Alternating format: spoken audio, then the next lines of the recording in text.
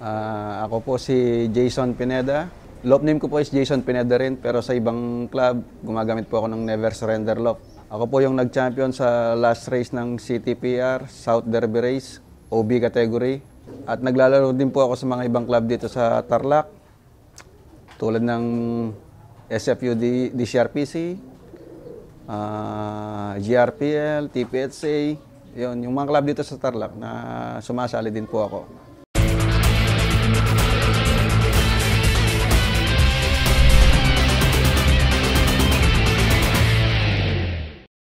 Nagsimula po ako mag-alaga ng kalapate year 2017. Nainganyo din po ako tulad ng mga iba, nainganyo din po ako ng mga fancier dito sa amin, sa barangay namin.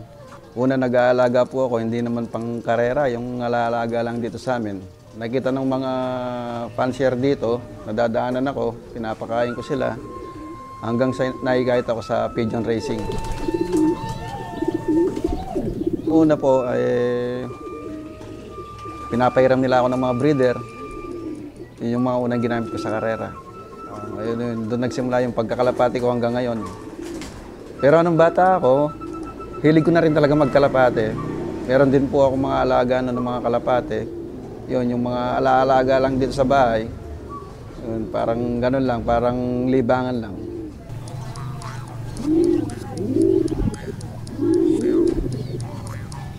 Yung sir, nung una, tinuturuan din ako. Nung mga kaibigan ko dito kung papaano. Yun, sinunod ko naman yung mga turo nila sa akin. Pero nitong huli, nagkaroon ako rin ng sariling programa sa pag-iibon. Yun yung ginagawa ko ngayon. Minimix ko sa turo nila sa akin. Nung una, puro sa mga fan race lang yun, nakapag-champion naman, mga pooling ganyan. Tapos yung unang achievement ko sa derby race na, 4th overall champion, lap winner Santa Ana Cagayan, North kasi yun sa MTRPC Club. Yun yung una kong panalo sa derby. Buhat nung nagalaga ako ng kalapate, buhat nung pinasok ko yung racing pigeon, hanggang ngayon medyo ganun pa rin, parang seryoso ako. 2017 up to now, sir, ganun pa rin. Yung unang ginamit ko na linyada, Terminator line. Galing sa kaibigan ko dito sa Kubkob, kay paring Angel Fausto. Yun. Siya yung unang naging kasama ko sa pag-iibon dito. Senior niya sa akin yung mga linyada ng ibon niya. Yun yung mga ginamit ko. Hanggang ngayon, meron pa rin. Meron pa rin akong ganong linya. Kinarera ko po ito, sir, Norte. Doon ko nasubukan. Nag-finisher lang ng North, sir. Pooling winner ng Santa Ana Cagayan. Last lap. Nag-try ng iba. Nalos Emil De Vert at saka Japan. Medium size sila, sir. Yun yung mga halos pinananalo ko ngayon. South and North, sir. Pero mas ano sila sa South. Dito sa North, sir, yung ginagamit ko sila sa tulad ng isa ko ngayon dito, yung pan race, ganyan. Nung unang nanalo ako ng Norte, sir, yung 4th overall champion sa MTRPC, Japan din yun, sir. Tapos yung ngayon, yung recent, sir, yung sa South, kapatid niya sa nanay, Japan din.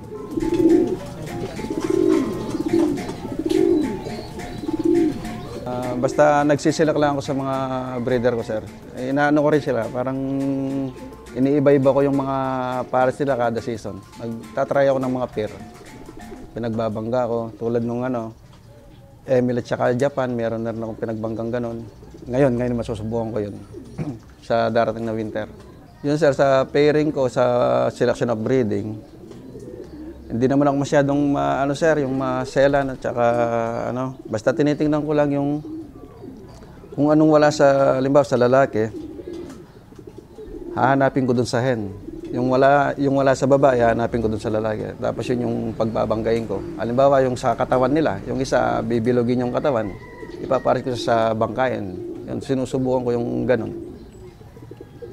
Tsaka yung sa pagpipiring ko ng mga breeder, subok-subok din. Hindi naman laging trial and error pa rin. Tinitingnan ko yun, yung mga winner to winner din, ganyan.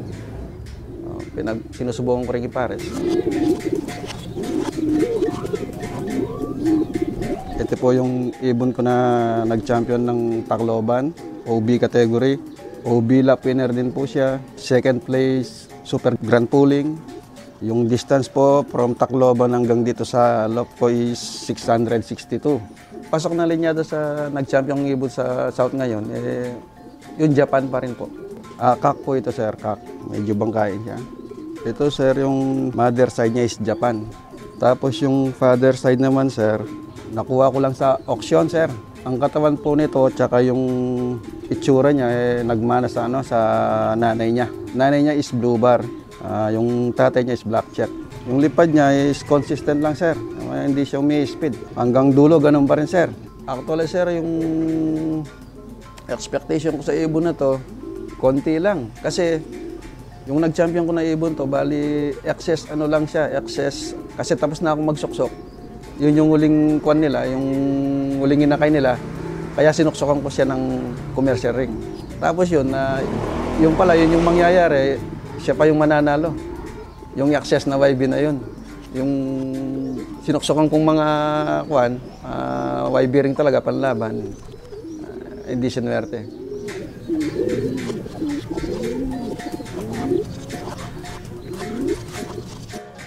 Yung pares niya ngayon, sir, yung dati pa rin niyang pares nung nililipad ko siya. Nung nakalaban pa siya, yung pa rin yung dati niyang pares. Sa ngayon, sir, siguro subukan ko siyang i-breed. Tingnan ko kung ganun din yung mga magiging ano niya, anak niya. Subukan ko. Kaya naging ganyan yung loob ko, yung naging 4 na maliliit. Kasi para yung, halimbawa sa isang club na nilalaro ko, isang club yung mga nakalagay doon na panlaban. Kaya naging ganyan. Kasi dito yung nilalaroan kong club, CTPR, DCRPC, TPHC naglalaro din.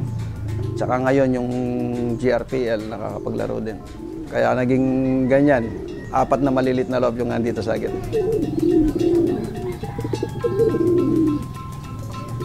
Mula breeding, yung yung conditioning ko, siyempre lahat naman ginagawa yan mula sa breeding pa lang.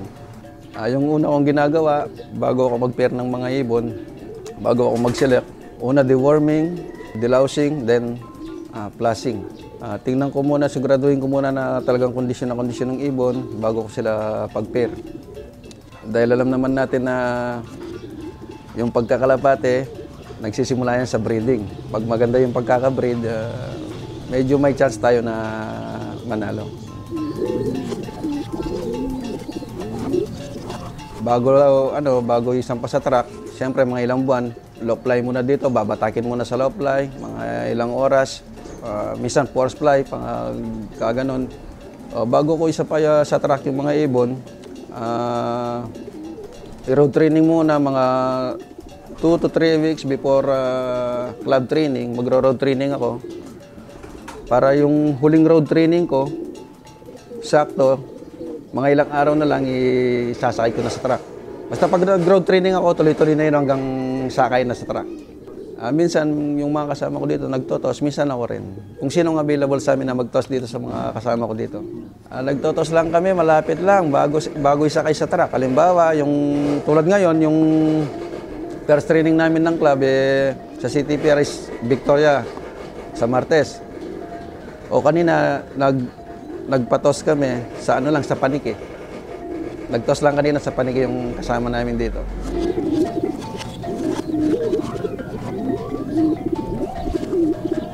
Puro natural sir, wala pang gamot sir. Pag lang sir, electrolytes lang pagdating ng ibon. Puro ganun. Pero wala pa talagang mga gamot na kailangang ibigay. Hindi pa ako nagagamot sir.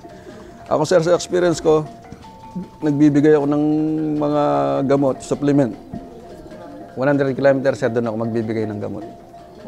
Paunti-unti sir, konti-konti. Parang patikim lang. Sa derby sir, kung anong ginawa ko sa first lap, hanggang last lap na gano'n na yung gagawin ko. Hindi na ako magdadagdag, hindi na ako magbabawas. Pero dito sa sir, sa South, medyo nung tawid dagat na, nagdadagdag na ng konting gamot. Halimbawa sa mga pinapatak ganyan, dinadagdag kung dati 2 patak lang, ginagawa kong 3, 4 ganyan. Experience ko sir nung sa North ako, Kung anong ginawa ko sa first lap hanggang last lap, ganun lang. Hindi na ako nakakagkuhan. Hanggang ngayon kasi sir, sinusubok-subok ko pa rin yung ano ko parang nag-aaral pa rin kung sa pag-iibon. Ang ginagamit ko lang sir pang recover sa mga ibon ko, galing ng, halimbawa sa first lap derby, galing silang first lap derby. Ginagawa ko, pagdating nila, ideal lang, tapos yung reload. At saka yung power wings, yun yung ginagamit kong pang... Kung ano yung ginagamit ko sir na bago ko isakay, bago ko isampa, yun din yung ginagamit kong pang recover.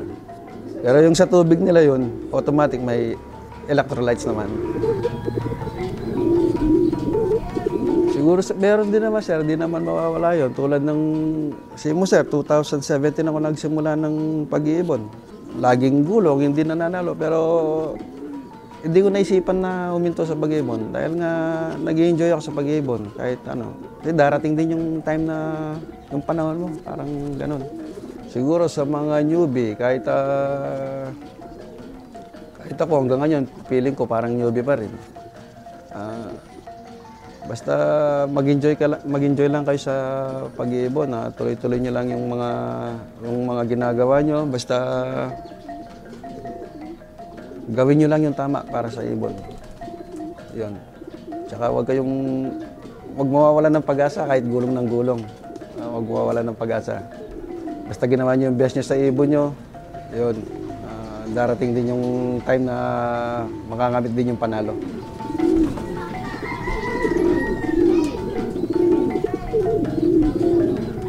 Unang-una, gusto kong magpasalamat sa